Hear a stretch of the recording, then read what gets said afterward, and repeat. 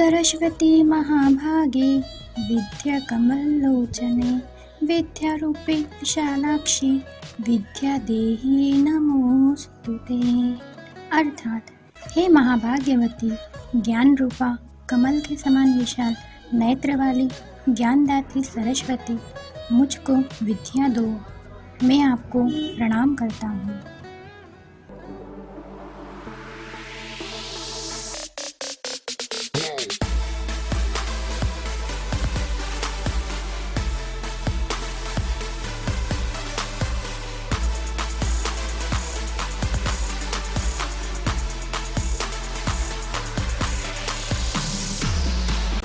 Hello दोस्तों, आज बड़े दिनों के बाद अपनी मुलाकात हो रही है। उम्मीद करता हूँ कि जितने भी लोग मुझे सुन पा रहे हैं सभी के लिए मैं कामना करता हूँ कि भगवान इस महामारी के समय में सभी को लड़ने की हिम्मत दे और किसी को कुछ नहीं हो, इसके लिए मैं दुआ करता हूँ।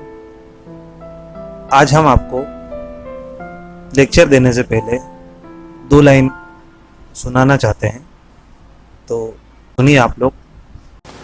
परेशानियों से भागना आसान होता है, हर मुश्किल जिंदगी में एक इम्तिहान होता है। हिम्मत हारने वाले को कुछ नहीं मिलता जिंदगी में, और मुश्किलों से लड़ने वाले के कदमों में ही जहान होता है। तो चलते हैं हम हमारे टॉपिक की ओर। ओएस क्या होता है और उसके फंक्शन किस प्रकार से कार्य करते हैं।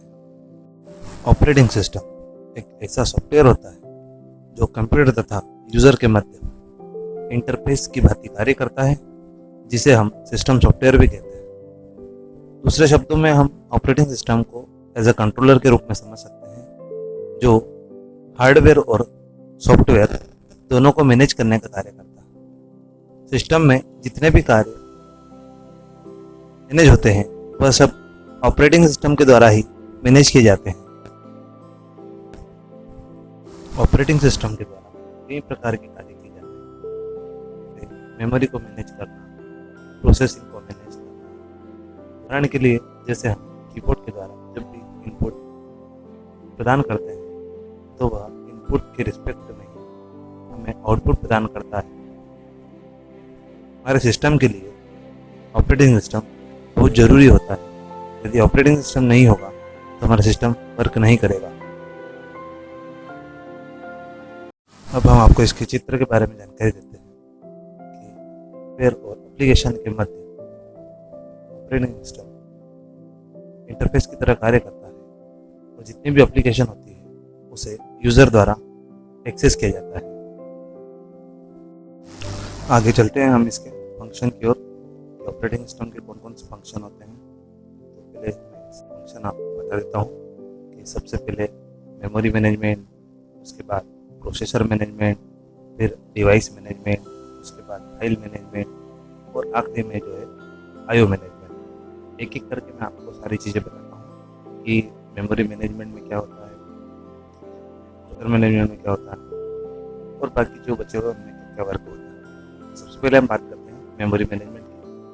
मेमोरी मैनेजमेंट में क्या किया जाता है सिस्टम के द्वारा, तो ऑपरेटिंग सिस्टम मेमोरी को मैनेज करता है। इसके द्वारा मेमोरी में पूरी जानकारी रखी जाती है, और मेमोरी के द्वारा कौन से भाग का यूज़ किया जाना है यह ऑपरेटिंग सिस्टम के द्वारा निर्धारित किया जाता है, और उसे देखने के बाद उसे मेमोरी अलोकेट करने का कार्य भी मेमोरी मैनेजमेंट के द्वारा किया जाता है। इसके पश्चात हम प्रोसेसर मैनेजमेंट को देखते हैं कि जब भी प्रोसेस को अलोकेट करना होता है, अर्थात जो प्रोसेस एग्जीक्यूट होती है उसे एक के बाद एक सीक्वेंस में रनिंग वेटिंग स्टेट में डालने का काम भी ऑपरेटिंग सिस्टम के द्वारा होता है। जो प्रोसेस पहले आएगी वो पहले एग्जीक्यूट होगी। इसी प्रकार डिवाइस मैनेजमेंट में भी जो है ऑपरेटिंग सिस्टम सारे डिवाइस की जानकारी रखता है, कौन कौन सी डिवाइस प्रोग्राम को दी जाए और तथा कितने समय के लिए दी जाए। यह कार्य भी ऑपरेटिंग सिस्टम के द्वारा किया जाता है। फाइल मैनेजमेंट के अंतर्गत एक फाइल में बहुत सारी डायरेक्टरी को ऑर्गेनाइज करके रखा जाता है जिससे हम आसानी से डेटा को ढूंढ सके। इसमें इंफॉर्मेशन, लोकेशन और रिस्ट्रिक्टर्स को ऑर्गेनाइज करके रखा जाता है तथा इसके द्वारा यह भी देखा जाता है कि किस फाइल को कौन सा रिसोर्स मिलेगा।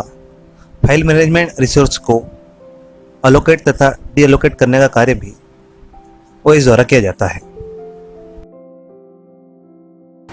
आईओ मैनेजमेंट के अंतर्गत ऑपरेटिंग सिस्टम यूज़र को जटिलताओं से फ्री रखता है तथा विभिन्न हार्डवेयर डिवाइस ड्राइवर की उपलब्धता भी सुनिश्चित करने का कार्य ओएस द्वारा किया जाता है। आईओ को हम इनपुट आउटपुट मैनेजमेंट भी कहते हैं।